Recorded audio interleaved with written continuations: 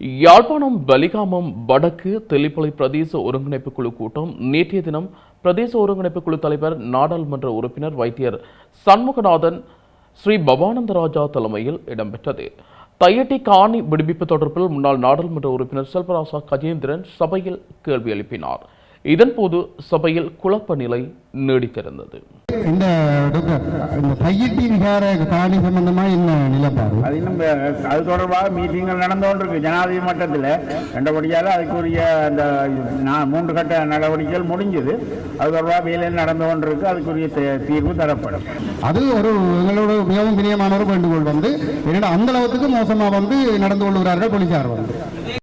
மற்றது பொய் வழக்குகளை போடுறது நின்று ஒரு நியாயமான முறையில் போராட வலிக்கிறார்களுக்கு எதிராக நீதிமன்றத்தில் கொண்டே பொய் வழக்குகளை போடுறது அப்ப இது இப்படி செய்தால் இப்படி இந்த போலீஸில் நம்பிக்கை வரும்.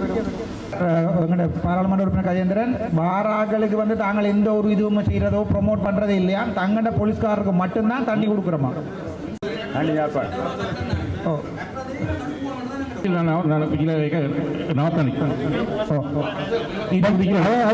நீங்க நீதிமன்றத்தில் போய் முறைப்பாட போட்டா நீதிமன்றம் நிப்பாட்டும். நீங்க நீதிமன்றத்துக்கு போயிடுவீங்க.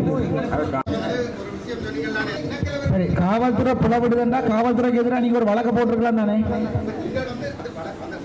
இல்ல நான் என்ன கேட்கிறேன்டா ஐயா, ஐயோ நாங்கள் நீதிமன்றம் இல்லதான் ஐயா. நான் கேட்கிறேன், நான் உங்களோட பக்கம் போசா போடு. நான் கேட்கிறேன், ஏன் நீங்க கோர்ட்ல ஒரு வழக்கு போடல? என்னன்னு நீங்க இப்ப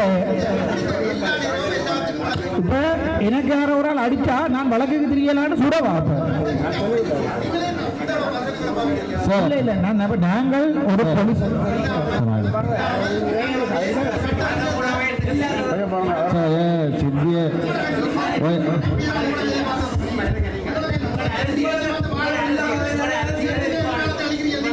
பலாலி ஓய்சி பலாலி போலீசார் அங்க வந்திருந்த அனைத்து போலீசார் நீங்க இல்லையா? நான் வீடியோ